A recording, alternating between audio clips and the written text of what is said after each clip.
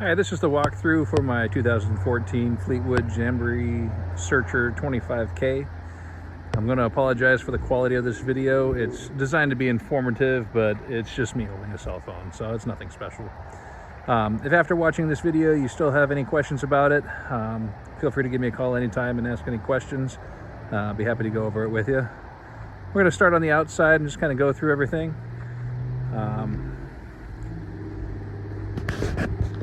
This first compartment down here is the propane. You got your propane tank there. You got your exterior gauge right here. And you got some water hoses up top here. And this storage compartment actually goes all the way across the RV to the other side, which can be kind of handy for some stuff. There are these little catch tabs here to hold the door open for you. You just got to be careful not to just force the door down. You actually have to unclip them or these will break. So you do have an outdoor stereo system and a 120 volt plug-in and a little 12 volt plug-in down there and a radio antenna down here. You can put a USB plug inside this guy. Honestly, the interior has a aftermarket stereo with an amp and speakers, and it's kind of crazy. So this is kind of worthless anyway compared to that one. This other compartment, you know, it's going to have various different things in it, and they don't always stay in here. But we got some chocks for keeping it from rolling, and we got some leveling blocks in this bag here, and a rug to stick out front, and a broom to clean things up. And again, this storage compartment goes across the whole thing. So nice to have the basements. This is your furnace, so when you have the furnace running, obviously this is going to be hot, so you want to avoid touching that. And then in general, you want to avoid leaning anything up against the RV, because if you lean something up against it and somebody's walking around on the inside, it's going to sit there and it's going to scratch the heck out of everything. This is your hot water heater. Again, when that's running, it's of course going to be blowing out hot air from here, so you want to avoid that. This guy here is where you fill in your fresh water. Let me open that up for you here so you can see what that looks like.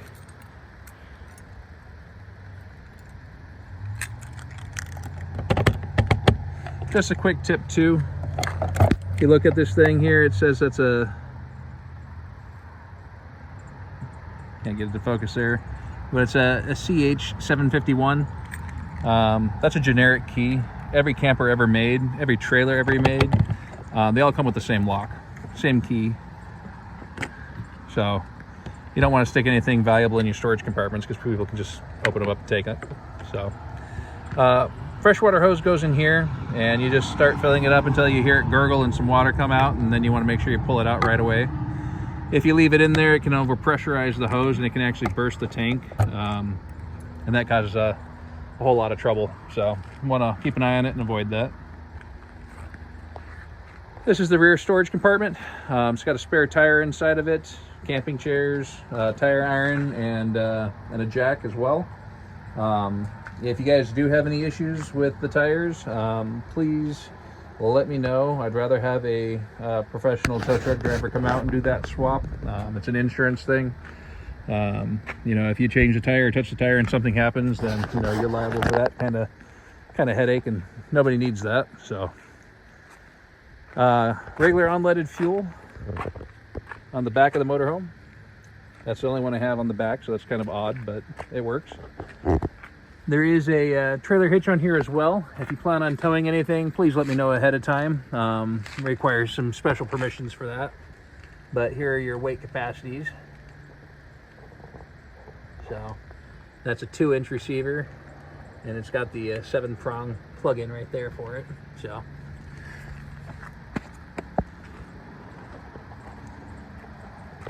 if you're at a campground, you can hook your hose up to here and leave it on, and it'll bypass your storage tank and run off of the water hose, which is kind of nice.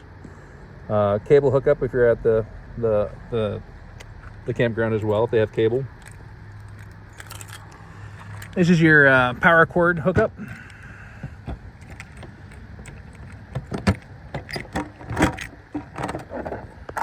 So on the inside here, there's a plug-in, and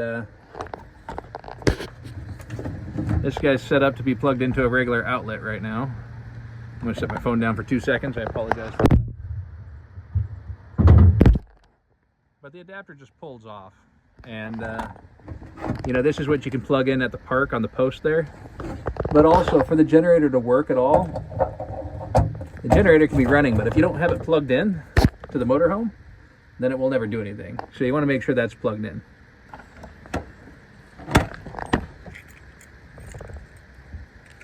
You fire up the generator and have no power. That's the first thing you want to check. Sometimes going down the road, those will wiggle out. This dude here, this is going to be your...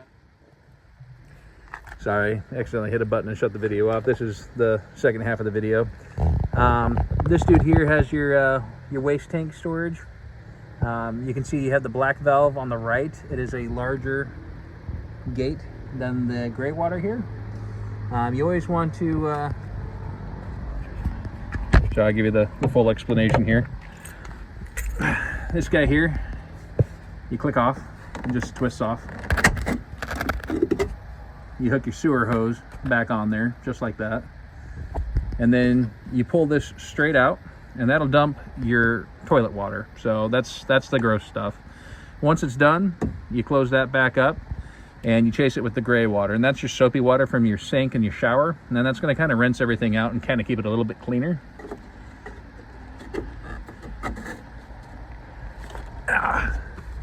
The hose for that guy that you hook up there is stored inside the bumper here. So you can just pull that guy out, and this yellow end clips onto the motorhome, and the other side goes into the sewer.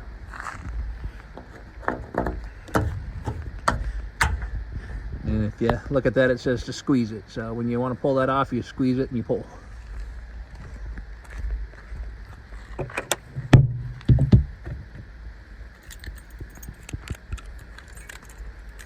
This here is your outdoor shower. It's kind of useful every once in a while, but for the most part, most people don't use them. But it's just a little hot, cold water supply shower out there. That little dude can clip on this little hook right there, so you don't have to hold on to it. It's good for cleaning fish. Don't want to clean fish inside motorhomes, but you can clean them out here with that, no problem. This here has your sewer gloves that you would want to use, and a couple more wheel chocks. But this is the other end of that storage compartment. Same thing with this one, just the other end of it. And this last compartment here contains your generator. Shouldn't really need to go inside here, but I'll show you what it looks like. That's your generator right there. You can actually flip these over here to get inside of the motor, or get inside the generator here. A couple things that are good to know. This generator runs off of your fuel tank for the motorhome. When it gets to a quarter of a tank of fuel, it will shut itself off, so that way you don't use up all your fuel. So if it doesn't want to start and you're a quarter of a tank or around there, that's probably why. The other thing that would prevent it from starting is low oil. Fortunately, these are smart enough to have a low oil shut off. So, you know, when you're stationary and you pull that stick, it should be about mid-mesh there. It's clean oil, so you can't really see it, but it was mid-mesh. The other way to tell is there's a little lip down there, and if the oil's touching that lip, you're good to go. The other thing that's important to know on here, and this has only happened a handful of times over the years, but there is a circuit breaker right there that most people don't know about. That should be facing towards you. If it's facing the other way, like that, that means the circuit breaker got tripped for some reason. There is also a start button here, and a stop and a prime button here. So sometimes if you run this out of fuel, you have to hold the prime button for a couple of seconds like this, and then it primes the generator. And that's how that works. So on the rare occasion that these might get flooded, you would have to come out here and press and hold the start button And while it's turning over, you just put your finger up here and you just give this a little bump and hold that until it fires up, and then you let it go and it'll correct itself. A lot of times if it's flooded and you sit there and crank on it and crank on it and crank on it, it just gets worse and worse and worse, and it'll actually hydrolock the motor. I've actually had one generator get ruined that way. So if it doesn't start right away, there's a reason, and we got to find out the reason and work on that instead of just cranking on it. You can always call me if there's a problem. I will walk you through it.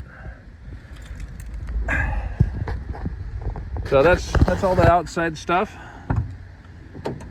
As far as the inside goes here, you have power mirrors, which is nice. A lot of these don't have power mirrors, but you just flip the switch to on, select your mirror, and then you can adjust it. Select your right mirror and adjust your right mirror. Put it back in neutral position and turn it off. That way it doesn't get bumped. Power locks, power windows, pretty standard there. Headlight switches right here. These do not automatically turn on, so if you want them on while you're driving, there's the switch for it. This right here is your dimmer, your steering wheel tilt, and then you got your cruise control on and off and your coast and set acceleration. This is a nice feature here. It's the emergency start, and when you press and hold this button, you'll hear a click if you have any battery power on your on either side of the motorhome, whether on the engine or on the camper side. But if you run your engine out of battery, sorry, apologize. If you run your engine battery down, say you left the headlights on or played the stereo too long, and you want to start the vehicle but the battery's dead, you press and hold this and start the engine, and it'll jump start it off of the camper. Same thing if your camper battery goes dead, you usually would just start the vehicle and then, you know, start your generator, but you can just hold the button and start your generator. But they also have a generator start stop button here, which is kind of nice too. I haven't installed it yet, but this will have a tire pressure monitor system in it. All of my motorhomes do. I just got this one, so the system is on order for this one. You always want to make sure you release your parking brake. Parking brake release is right here. Parking brake pedal is right there. So press it to set it, pull it to release it. In order for the slide out to work, which I'll show you here in a minute, the engine does need to be running and the parking brake needs to be set. So it's just a safety they have. Backup camera, you know, that guy's right there. This one actually has audio too, which is kind of weird. Got a Kenwood Bluetooth radio, also has USB. Like I said, there's an amplifier under the seat there. Some really nice speakers right there. Subwoofer up top, and upgraded speakers in the door. I did not do that. I like my music, but I'm not much into the aftermarket radio stuff, so don't mess with it too much. It sounds pretty decent the way it is.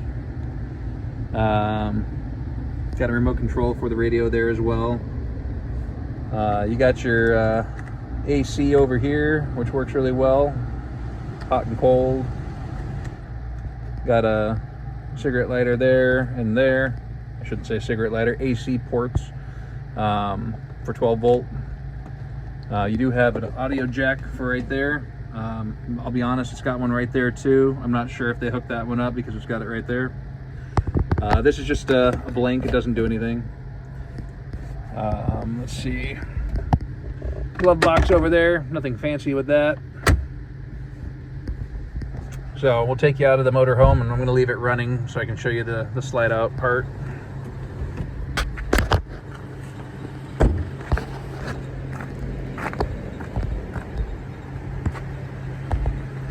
I guess we'll start with this too. I didn't mention it before, but you got a very nice large awning on this thing.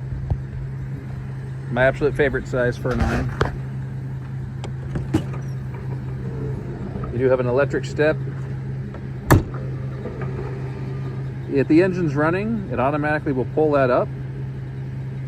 If you open the door, it will automatically open it. If I shut the engine off, it'll keep that out until you either tell it to go back in or you start the engine again. So that is only true, of course, if that's depth switch is in the red position, so I like to leave it there. That's my favorite position for that. So with the awning, like I said, the switch for that guy is right there. It's pretty straightforward, in for in, out for out. There's no safety locks or anything. You just hit the out button. Oh, I lied. Okay, in order for that to work, the engine actually has to be off. So I'm not sure why one wants it to be off and the other wants it to be on. It's kind of counterintuitive. I think they'd be the same. All right, so hit out. All right, I did it again. I apologize. Every time I bump my volume button, it stops the video. So we'll start over. Out button. Awning goes out.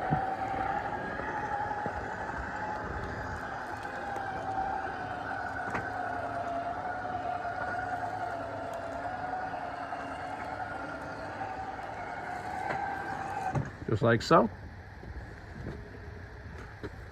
Now you can adjust these on both sides, and you can slide this in, which lowers this down, which will allow a little bit of rainwater run off of it. A little bit of rain's okay, but if it's downpouring, you do not want this to stay out. It will pool up and rip and tear, and just the fabric is $600, $650, and the installation takes about 2 to 3 hours with 2 people, so it's about 6 man-hours at about $150 an hour. So you want to be careful with that. These are not designed to be out in the wind or heavy rain. So it's really nice for light rain, which is what we have most of the time here. And when we do get that sunshine and it's a little too much, then it's kind of nice for that too. Camper batteries are underneath in here. You would have to pull that screw out and that screw out. They're just quarter turns. But there's really no reason for you to go in there unless there's an emergency. So I'll go ahead and run the awning back in. You just hit and hold the in button, and it sucks it back in. It does make a little bit of noise, but if you hear anything bizarre or weird, you know, just go out and check, see what it is. Make sure nothing's going weird. And you just go all the way in until it stops. So I'm gonna go ahead and start the RV again.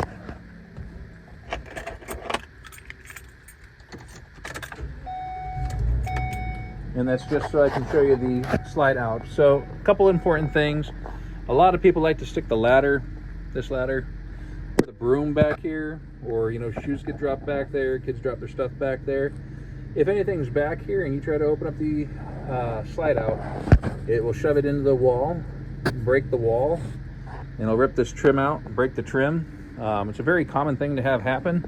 It's unfortunate because it's very expensive to repair that. So you want to, you know, always check here first. You know, make sure nothing's falling down there. Falling down and rolling underneath the slide out's another issue. Kind of same deal on this other side here. It's a little less obvious on this side here, but still happens. So want to make sure nothing gets put back there. Once you've checked it and made sure it's clear, engine's running, parking brake is set, press and hold the out button.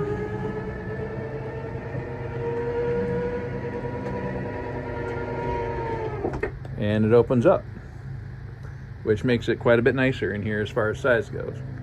So this guy here, this is your main control area. Most of your controls are right here. You know, the other thing you got here is a little porch light, which is just this dude out there, which is pretty useless most of the time in Alaska, at least during the rental season. Then you got an entry light right here. This light is turned on with this switch, but it also can be turned off while that switch is in the on position right here. But then the switch doesn't do anything. So I like to leave this guy on and use this switch. Down here, if you press your fresh button, it'll show you that your fresh water is pretty much empty. I will provide them full, but it's empty right now. Gray water is mostly empty. Black tank, this one's reading empty, which is good because it is, but 90% of the time during the rental season, it's going to misread and say about 3/4 full most of the time because stuff gets stuck on the sensor. If you really want to know what's in there, you can open up the toilet and you can flush the valve and look straight into the toilet tank and see where your level's at. You got a propane gauge in here, which reads full, just like it did outside. The main battery is for the engine. That's going to read full because it's running right now. Or do this little dial-up thing, that's a little different, but that's what that's indicating. The auxiliary battery is going to say full. That's your camper battery. So, water pumps, you know, you flip them on, the little red light comes on. I usually leave them on.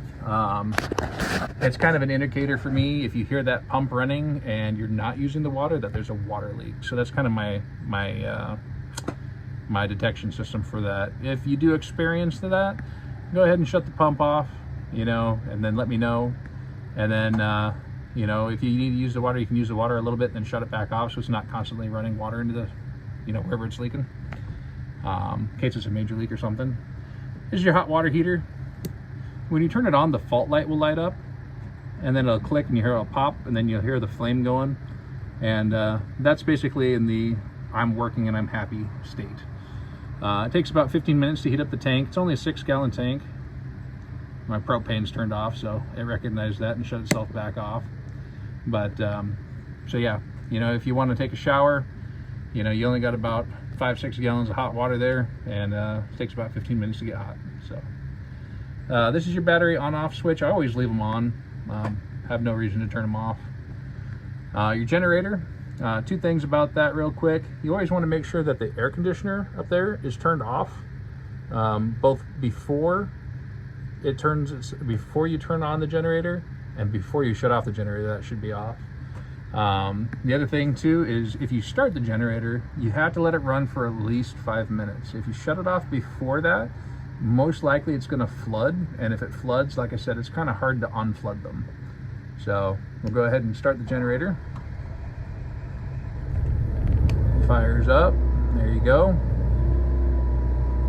It says 107.4. That's just the hours that are currently on the generator. Yeah, you can use the generator as much as you like. I just track the hours for maintenance purposes, but the batteries usually get you most of the way there, and most people don't have any use to run the generator. So, see, next thing here, we do have a nice chair here, although it's kind of a poor design because it smacks into the wall there pretty bad when you turn it either way into the screen and stuff. So you kind of got to be careful when you're sitting in it. It's not the best design, unfortunately. That's the one complaint I have about the motorhome. You do have electric ports here. These guys have to have the generator running or the shore power cable hooked in order for it to have any power. Yeah, I'll show you. See, that's where the recliner's been hitting there. So, you know, there's a couple little tears on the recliner as well from that. So, it may not even be in here when you rent this motorhome. I may remove this just because of that reason. You know, it's better not to have it there causing more damage. So, there are also aftermarket speakers there and there. Up here we do have the TV. TV also requires the generator to be running or the shore power to be plugged in. It has a built-in DVD player, which is kind of nice. Got some power cables there. This thing pops open. It's just clipped in. So, but there's a remote down in there for it, and if you want to store movies in there, you can. So I got to set the phone down again. Again, aftermarket speaker up here. Little storage nets for lightweight things.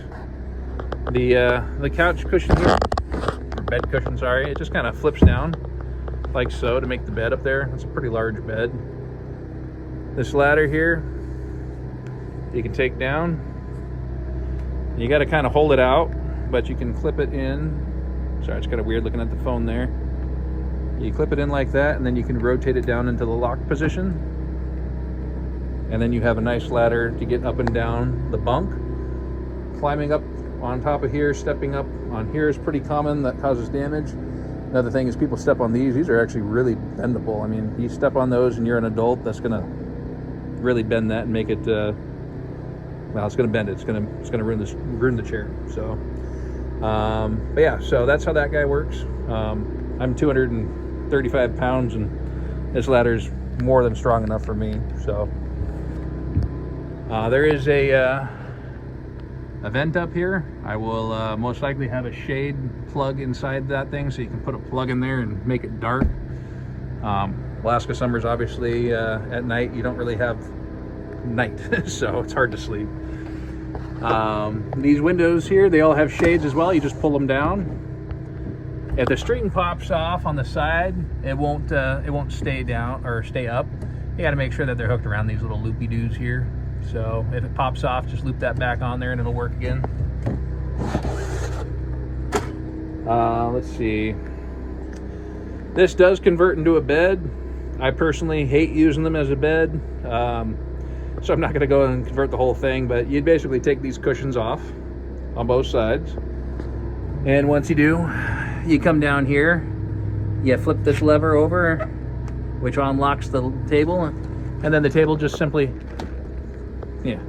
right, pushes down. It'll kind of pop into place on these little wooden ledges right here, and then you just lay the cushions out on top of it to make it into a bed. It does work. It's approximately, it's about 6 feet. I mean, it's close to 6 feet. So, but usually used for kids. I'm gonna set the phone down again. I apologize. I'm just gonna pick the table back up into its upright position there. It will hold itself there without locking it until you start moving it. But you do want to make sure you come back down and lock it back into place. So you can tell it's locked into place because it's right there and it prevents it from sliding. All right, so there is storage available underneath here. Most of them have a drawer here that you can access, but these ones do not for some reason.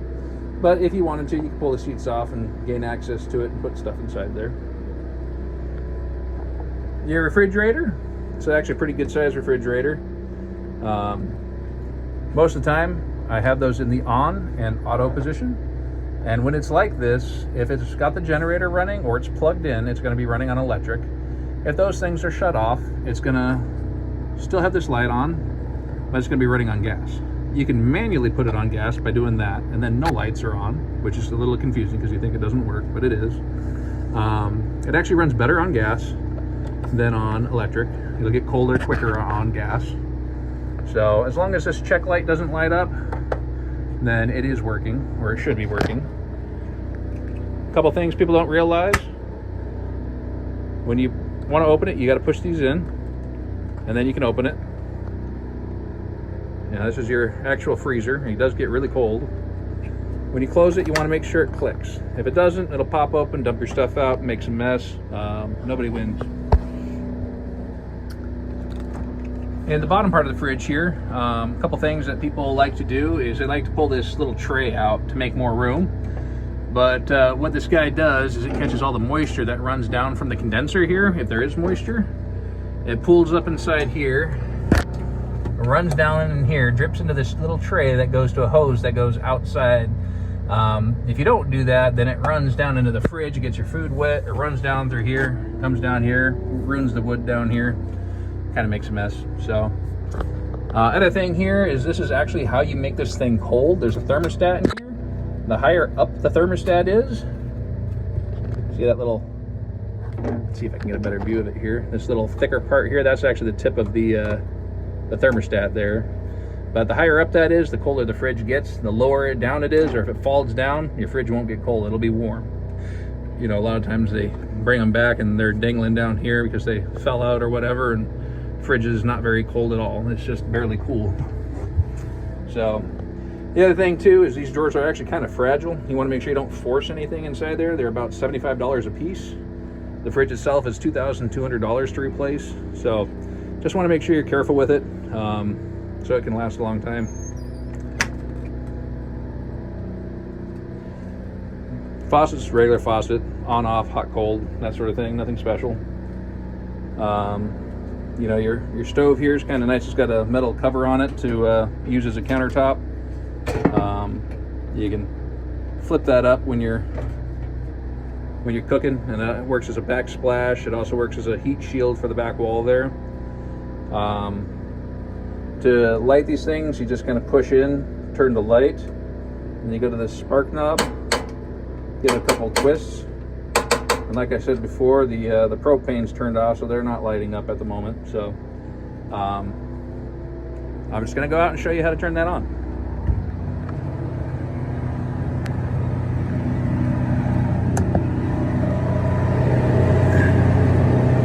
Crank that valve open.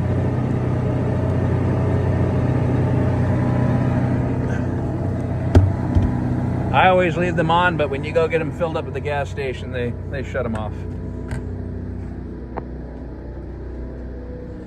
So in this case, where you have no propane in the system, you got to leave that on for a couple seconds, then go ahead and spark it. Still not working because it's not got any propane through it yet.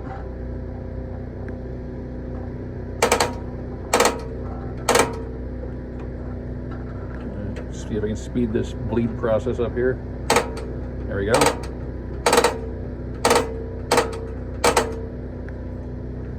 Okay, apparently I got to fix the striker on that one, but there you go. So yeah, if you run out of propane, you always want to start here with the relighting of that. The oven, you notice we have a lighter here, so when this doesn't work, you can always manually light them. So the other reason we have that here is because the oven does not light itself. You have to open it. You have to take this knob, push it in, turn it to pilot, and while you have it in pilot, you have to press and hold it like so. Yeah, okay, did it again. Sorry, this is a new phone to me.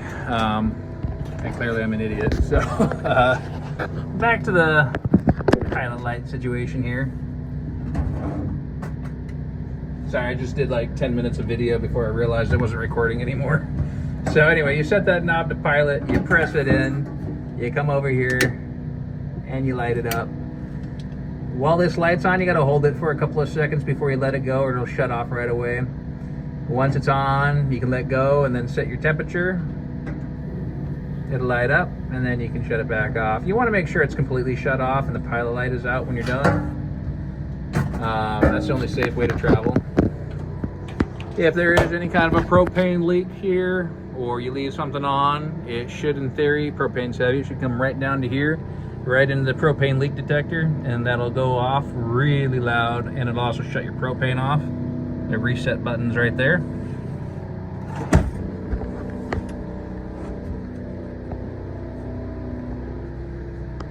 See, for your AC, generator or shore power must be on. You got your fan, high fan, low air conditioning, high air conditioning. This is not a hot cold. It is actually just a not cold and really cold setting. If you jam it over too quickly, it'll kind of bog the generator, so just kind of turn that slowly there so it doesn't spike the load, and then it's fine. It is designed to blow AC to your cab over bed and also to your back bed, which is where most of the time you'd want it. And then, like I said, you want to make sure you leave these turned off if you don't need them on. Microwave's right here. In order for that to work, the generator has to be on or the shore power has to be plugged in. You just want to be careful that this is closed properly so that plate doesn't come flying out and break. There's a vent fan up here in case you burn something, which is kind of nice. Back here, this is probably more useful to most people. At least most people from out of state. This is your furnace. There's an off-on button here on the side. Off is up. Heat is down. It's a little bit hard to hit to turn on. You gotta snag it with your fingernail there. And then I'll turn the light on, maybe that'll help here. Yeah, there you go. So right now it's 64 degrees in here, which is nice and comfortable. But if you want it to turn on, you crank that baby up to 80. Let go, give it a couple seconds here.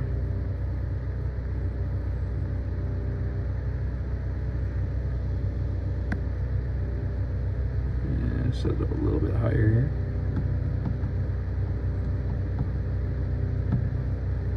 There we go. All right, once that thing switches back there, then your furnace is going to kick on. You'll hear your furnace down here. Can't hear it over the generator, but it's running. And it's going to blow heat out of this guy here. And a couple other ones. There is one in the bathroom, typically. Yeah, it's right down there, below the floor thing there. So, you know, if it's really cold outside, leaving the bathroom door open when the furnace is going is actually going to help you get heat quicker. So that's kind of nice.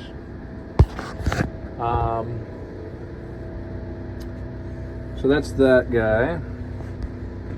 Let's see, the other things here. You know, you got a switch here for your water pump. A lot of people accidentally switch that on or off, thinking it's a light switch. And you gotta make sure that this pump switch and the pump switch over there is on. Otherwise, if they're both not in the right position, it won't work. Regular sink, hot and cold, doesn't have an overflow, so you want to make sure this plugs out where you're watching it so that it doesn't overflow.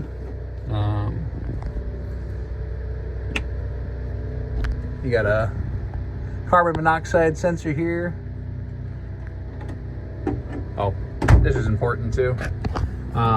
This guy here, in order to use it, it says right here you got to push in. There's a little release right there. Pops right open. You want to make sure that you don't just yank on it because it's just plastic. It'll snap right off. A little bathroom key unlock button or unlock key inside there. So that way you can unlock the bathroom door if you need to. Tight squeeze there. Previous owner threw this in. This is actually a removable little footstool basically. It's very tightly put in. Actually did a pretty good job building it, but the toilet's up on a pedestal and it's kind of tall already, and I'm 6'4", and you know, even sitting on it here, my legs are a little bit at an angle, so it's you know, if you were a shorter person, your feet would be dangling, so that's why I put that in there. So I'm going to leave it because I think it's a good idea. Got a toilet paper holder there.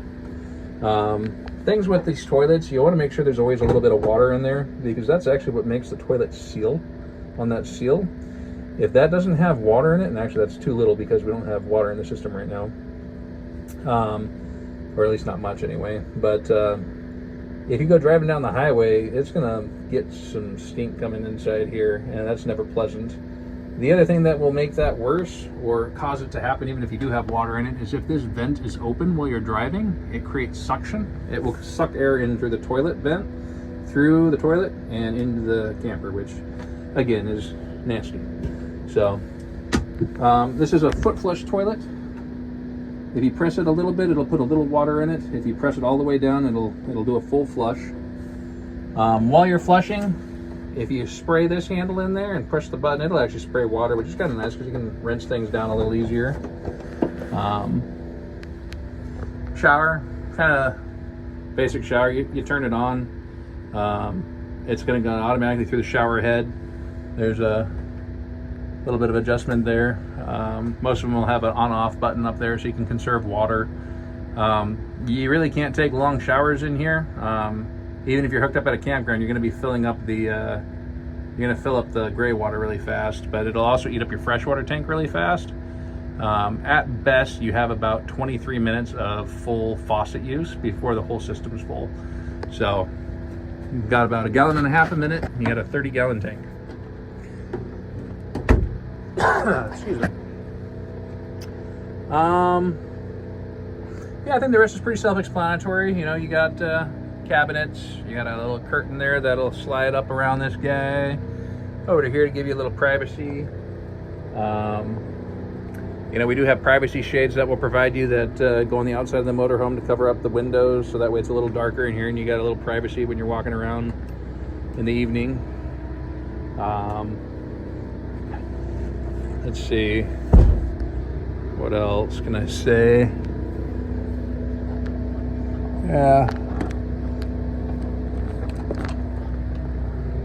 Yeah, I guess I think that's pretty much all the video for this one. You know, when you go to put the slide out back in, you know, same deal. Got to make sure the generator's running. The engine's running for the truck. Parking brake is on. Want to make sure the ladder's up top there out of the way. That guy's flipped up so you don't bang your head when you go in. Go ahead and hit the slide out control to the in position there. Make sure the rug doesn't get snagged up on it. And then, like I said, you know, you still have a walkway here. You can still access everything without the slide out being out, which is actually kind of a nice feature for me. I don't always like putting the slide out. You know, if I got to pull over on the side of the road for a little bit, I don't want to have to sit there and set the whole thing up. So, yeah, we got nice hot air coming out of this guy here. So, I'm gonna go ahead and shut this guy back off before I forget it. Yeah, back in the off position. And you always want to make sure that you do a 360 around the RV before you take off. That way, if anything's hooked up or plugged in, you don't miss it. You know, so you always want to hop out, see the engine's running. I close the door, steps go in. You want to make sure those go in. Every electric one I've got has been ripped off so far, and they get replaced with manual ones. So you want to keep an eye out for that guy.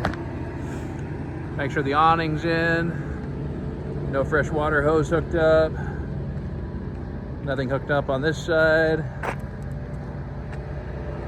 No electrical hooked up. Everything's out, everything's in. And then you're good to go. As far as driving tips go, this one's actually a really straightforward, simple one. You know, you got to make sure you have, it says it's 11 feet tall, but you need to have a 13-foot minimum clearance on this thing so you don't hit that AC unit up top there.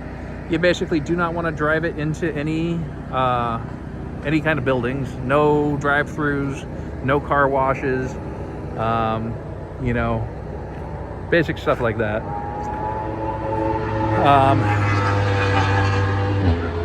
The other thing is when you're filling this thing up with gas, you know, a lot of them have those poles sitting next to it. You know, if you pull up right next to there and you get going and you're starting to take off and you're turning really sharp right away, this back end is going to swing out and it's going to hit that post and it's going to make contact and do some damage back here. That's pretty common, so want to watch out for that. Backup cameras up top there. But yeah, I think that's everything on this guy. So if you have any questions after watching this video and you need to know something specific I did not mention, give me a call. I'll be happy to go over it with you and make sure that you're comfortable with everything. Thanks for watching the video. Hope you guys have a good trip.